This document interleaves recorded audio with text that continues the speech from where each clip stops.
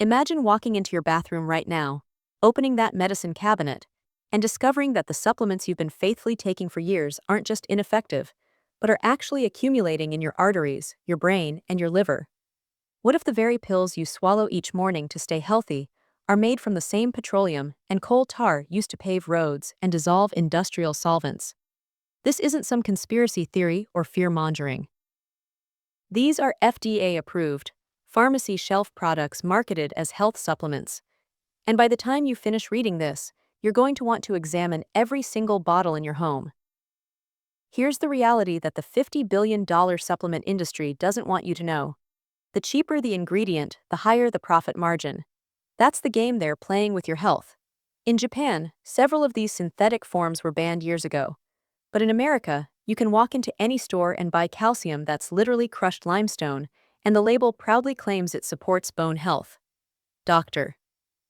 Sarah Chen, a functional medicine specialist, puts it bluntly when she says that some of these compounds don't just pass through your system harmlessly. They build up over time in places where they absolutely shouldn't be. Let's start with the first danger on our list, synthetic vitamin A, specifically the forms called retinyl palmitate and retinyl acetate. Researchers conducted a study where they took retinyl palmitate and exposed it to regular sunlight, just normal UV exposure. When they tested it on mice, it significantly accelerated tumor formation. And this synthetic form isn't hiding in some obscure product. It's in sunscreens, anti-aging creams, and almost every cheap multivitamin sitting on pharmacy shelves right now. But the bigger concern emerges for anyone over 50. Synthetic vitamin A is fat-soluble, which means your body stores it rather than flushing it out.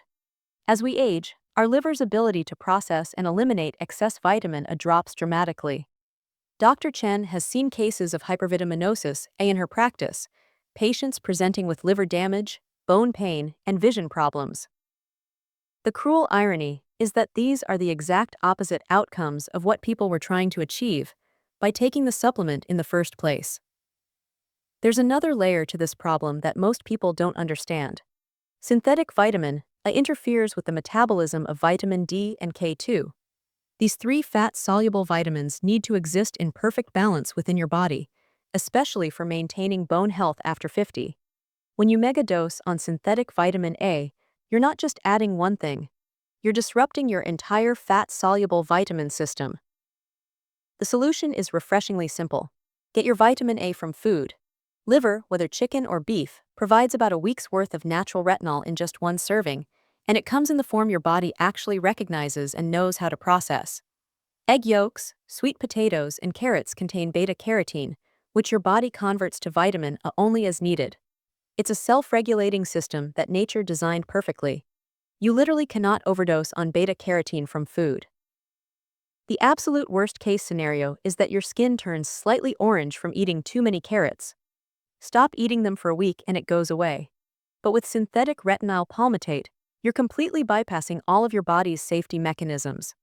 Go check your multivitamin right now. If it lists retinyl palmitate or retinyl acetate, especially in amounts over 5,000 international units, strongly consider throwing it away. The second danger is synthetic beta-carotene, and the research on this one is genuinely disturbing. In the 1990s, researchers conducted a massive study called the Carrot Trial. They gave high-dose synthetic beta-carotene to smokers and former smokers, theorizing that it would reduce their lung cancer risk. The results were so alarming that they stopped the trial early. People taking synthetic beta-carotene had a 28% higher rate of lung cancer and a 17% higher overall death rate. Let that sink in for a moment. A 28% increase in cancer from a vitamin supplement that was specifically designed to protect them. Here's what the supplement industry doesn't advertise. Synthetic beta-carotene is manufactured from petroleum or coal tar derivatives. It might be chemically identical in structure to natural beta-carotene, but it's an isolated molecule. When you eat an actual carrot, you're getting beta-carotene along with alpha-carotene, lutein, zeaxanthin, and dozens of other related compounds, all working together in harmony. Dr. Chen describes it perfectly when she compares it to ripping one violin out of an orchestra and cranking its volume to maximum. Technically the same note, but you've completely destroyed the harmony that makes music beaut. Weifeld. For anyone over 50 who has ever smoked or experienced heavy secondhand smoke exposure, synthetic beta-carotene should be a major red flag. Just 1 cup of cooked carrots provides 13 milligrams of natural beta-carotene, plus all the cofactors your body needs to use it properly. Sweet potatoes, butternut squash, and dark leafy greens offer the full spectrum of carotenoids in nature's exact ratios. If your supplement simply says beta-carotene, without specifying that it comes from mixed carotenoids or algae, it's almost certainly the synthetic version. If you're a current or former smoker, don't touch it. The risk simply isn't worth whatever perceived benefit you might hope to gain. Number 3 is massive, and it potentially affects half of the people reading this right now. We're talking about folic acid, which is synthetic vitamin B9. This is where your personal genetics become absolutely critical to understand. There's a gene called MTHFR that produces an enzyme responsible for converting folic acid into methylfolate, which is the active form your body actually uses. Between 30 and 50% of the population carries a mutation in this gene. That means potentially half of everyone reading these words right now. If you have this mutation, your body cannot efficiently convert folic acid into its usable form. Instead, it builds up in your bloodstream as unmetabolized folic acid. Research has linked high levels of this unmetabolized form to increased cancer risk, immune suppression, and cognitive decline. Here's where it gets even more concerning. Since 1998, the FDA has mandated folic acid fortification in bread, cereals, pasta, and flour. The intention was good, preventing neural tube defects in pregnancy. But the consequence affects everyone, including men, older adults, and people whose bodies simply cannot process it. They're all getting massive doses of folic acid daily without even trying. Think about a typical day of eating. Fortified cereal for breakfast, a sandwich on fortified bread for lunch, pasta for dinner, plus a multivitamin. You could easily consume over 1,000 micrograms of folic acid without even realizing it. If your body can't process it efficiently, that folic acid accumulates year after year after year. Dr. Chen describes patients who come to her with severe brain fog, crushing fatigue, and depression. When she tests their homocysteine levels, she finds their entire methylation cycle is completely broken. The transformation that occurs when these patients switch from folic acid to methylfolate can be remarkable. Some report significant improvement within just weeks. One woman told Dr. Chen that it was like someone finally turned the lights back on in her brain after years of living in a fog. Methylfolate, specifically the form called 5-MTHF, is what your body uses immediately. No conversion is required. Even if you don't carry the MTHFR mutation, methylfolate remains the superior choice. Why force your body to do extra conversion work when you can give it exactly what it needs? The price difference amounts to maybe a few dollars per month. But the potential health difference, especially for brain function after 50, could be enormous. Check your multivitamin label today. If it says folic acid, make the switch to methylfolate or folinic acid, and consider asking your doctor for an MTHFR genetic test. It's a simple test that's usually covered by insurance if you're experiencing symptoms. Knowing your genetic status could change everything about how you approach B vitamin supplementation. The fourth danger involves cyanocobalamin, which is synthetic vitamin B12. Dr. Chen admits to something embarrassing about her own practice. She took cyanocobalamin for 7 years, even as a trained physician. She should have known better. What finally made her switch was reading about glutathione depletion. Cyanocobalamin has a cyanide molecule attached to it. Yes, actual cyanide, the poison. Cyanocobalamin is vitamin B12 bound to a cyanide molecule. The amount is tiny and won't poison you acutely, but your body has to use glutathione to convert that cyanide into thiocyanate so it can be eliminated from your system. Glutathione is your master antioxidant, the compound that protects you from oxidative stress, heavy metals, and environmental toxins. Every single time you take cyanocobalamin, you're depleting your precious glutathione reserves. For people over 50, this matters even more because glutathione levels already decline naturally with age.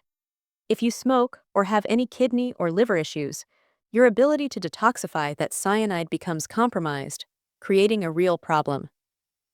The alternative forms are methylcobalamin and adenosylcobalamin. These are the active forms your body uses directly, requiring no conversion and no cyanide detoxification. Methylcobalamin crosses the blood-brain barrier more easily than other forms, making it crucial for nerve health and cognitive function as you age. The cost difference is minimal, perhaps $3 or $4 extra per month. But the benefit of not wasting your glutathione, achieving better absorption, and providing superior nervous system support makes it worthwhile. Check your B12 supplement. If it says cyanocobalamin, switch to methylcobalamin. Your brain will thank you for making the change. Now we move into the minerals, and number 5 is what we mentioned at the beginning. Calcium carbonate is the most common form found in cheap supplements and antacids. Calcium carbonate is essentially crushed limestone, oyster shells, or chalk. Your body absorbs only 20 to 30% of it, and even that limited absorption requires food and adequate stomach acid. Most people over 50 have declining stomach acid production, meaning they absorb even less than that already poor percentage. The critical question becomes, where does all that unabsorbed calcium go? The answer should concern everyone. It deposits in soft tissues, arteries, kidneys, and joints. A meta-analysis examining multiple studies showed that calcium carbonate supplementation was associated with a 30% increased risk of heart attack. 30%. And manufacturers market it as heart-healthy because it supposedly helps lower blood pressure. The mechanism behind this damage is clear. Calcium deposits accumulate in arterial walls, creating stiff, inflexible blood vessels. Vascular calcification is a major risk factor for cardiovascular events. Additionally, high-dose calcium without proper magnesium balance creates even more problems. The ideal ratio is 2:1, calcium to magnesium. Most cheap supplements deliver ratios of 10:1 or even worse.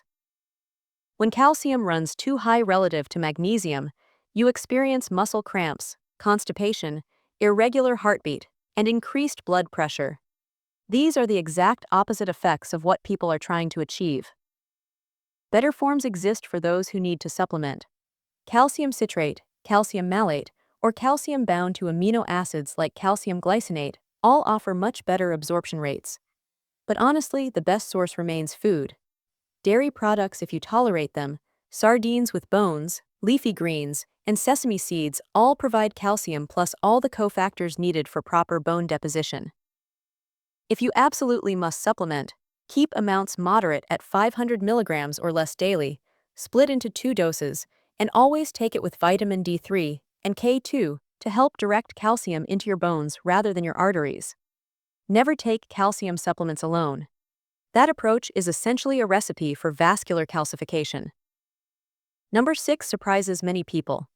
Iron supplementation, specifically ferrous sulfate and iron-fortified foods, carries significant risks that most people don't understand. We've been told for decades that iron deficiency represents a major health problem, and it absolutely is for menstruating women, pregnant women, and people with certain medical conditions. But for men and postmenopausal women, iron overload often presents the bigger concern. Most people don't realize that your body has no effective mechanism to excrete excess iron. Once it enters your system, it stays there. Iron accumulates in the liver, heart, pancreas, and brain over time. Iron functions as a pro-oxidant, generating free radicals through something called the Fenton reaction. Excess iron has been linked to increased risk of type 2 diabetes, liver disease, heart failure, Parkinson's disease, and Alzheimer's disease. Research demonstrates that higher ferritin levels, which measure iron storage, correlate with faster cognitive decline in older adults. In America, iron gets added to almost everything. Bread, cereals, pasta, energy bars, plus most multivitamins all contain added iron. Unless you've been tested and confirmed to be deficient, you should not be taking iron supplements. Period. Ferrous sulfate, the cheap form found in most supplements, causes significant gastrointestinal distress, including constipation, nausea, and stomach pain. If testing confirms you genuinely need iron supplementation, ferrous bisglycinate offers a gentler option with better absorption. But emphasize that word if. Testing must confirm the need first. For most men over 50 and postmenopausal women, the goal should be avoiding excess iron rather than adding more. Get your iron from food sources like red meat, poultry, fish, and lentils. Your body self-regulates absorption from food much more effectively than from supplements. If you're healthy enough to do so, consider donating blood. It's one of the few ways to reduce excess iron stores while simultaneously helping others. The final danger on our list is magnesium oxide, which appears in almost every cheap multivitamin and store-brand magnesium supplement. It's essentially worthless for supplementation purposes. The bioavailability of magnesium oxide sits at approximately 4%. 4%. For every 400 milligrams you swallow, your body absorbs maybe 16 milligrams. The other 96% sits in your gut, draws water into your intestines, and gives you diarrhea. This is precisely why magnesium oxide is used as a laxative. That's its primary legitimate medical use. If you're taking magnesium oxide thinking you're supporting your heart, muscles, and nervous system, you're mostly just creating more trips to the bathroom. Magnesium deficiency is incredibly common, especially in people over 50. We need magnesium for over 300 enzymatic reactions in the body. Blood pressure regulation, blood sugar control, nerve function, muscle relaxation, bone health, and energy production all require adequate magnesium. But taking magnesium oxide doesn't actually correct deficiency. You're wasting money and creating digestive issues without achieving any real benefit. The forms that actually work include magnesium glycinate, magnesium threonate, magnesium taurate, and magnesium malate. These offer absorption rates between 40 and 60%. Dr. Chen recommends magnesium glycinate as her go-to form because it's well absorbed, gentle on the stomach, and the glycine component provides calming properties that support better sleep. Magnesium threonate has been specifically researched for brain health because it crosses the blood-brain barrier more effectively than other forms. Magnesium taurate works wonderfully for heart health, while malate supports energy production and muscle function. Yes, these forms cost more than the cheap oxide version, but you're actually absorbing what you pay for. Check your label right now. If it says magnesium oxide, throw it out and purchase a proper form. The difference in how you feel will be night and day. Let's recap the 7 dangers quickly so you know exactly what to look for. First is synthetic vitamin, in the forms of retinyl palmitate and retinyl acetate. Get your vitamin A from food instead. Second is synthetic beta-carotene derived from petroleum, which is especially dangerous for anyone who has ever smoked. Eat carrots and sweet potatoes for your carotenoids. Third is folic acid, which up to 50% of the population cannot properly metabolize. Switch to methylfolate immediately. Fourth is cyanocobalamin, which is B12 with cyanide attached. Use methylcobalamin instead. Fifth is calcium carbonate with its poor absorption and arterial calcification risk. Use calcium citrate if you must supplement, but food sources work best. Sixth is iron, especially ferrous sulfate. Unless testing confirms you're deficient, don't take it due to overload and oxidative damage risks. Seventh is magnesium oxide with only 4% absorption that causes digestive distress. Switch to glycinate, threonate, or taurate forms. Tonight, go to your medicine cabinet and pull out every single bottle. Read the actual ingredient panel on the back, not just the front label claims. Look for these 7 forms. If you find them, it's time to either upgrade to better quality or shift your focus toward getting these nutrients from whole foods. One important caution: don't just stop everything cold turkey, especially if you've been taking supplements long-term. Talk to your doctor first about making changes. Some people genuinely need supplementation for specific deficiencies. The key is getting tested, knowing exactly what you need, and then choosing the right forms. Quality matters far more than quantity. It's better to take fewer supplements in the correct forms than to swallow a handful of cheap synthetics every morning. Food should always come first. A well-balanced diet rich in colorful vegetables, quality proteins, healthy fats, and whole grains provides most of what your body needs. Supplements should supplement your diet, not replace it. They're meant to fill gaps, not serve as your primary nutrition source. Before making any changes, remember that the supplement industry in America remains largely unregulated. Third-party testing is crucial for ensuring quality. Look for USP verification, NSF certification, or consumer lab testing on any supplements you purchase. These certifications ensure that what's listed on the label actually exists in the bottle. Studies have shown that some supplements contain none of the active ingredient they claim, while others are contaminated with heavy metals or contain unlisted fillers. Paying more for a reputable brand that undergoes third-party testing is worth the investment. Your health is not the area of your life where bargain hunting makes sense. You have plenty to think about now and homework to complete tonight. Check those labels, have honest conversations with your doctors, and make informed decisions about what you're putting into your body every single day. The knowledge you've gained here puts you ahead of most people, including many healthcare providers who never learned this information in medical school. Use it wisely and take care of yourself.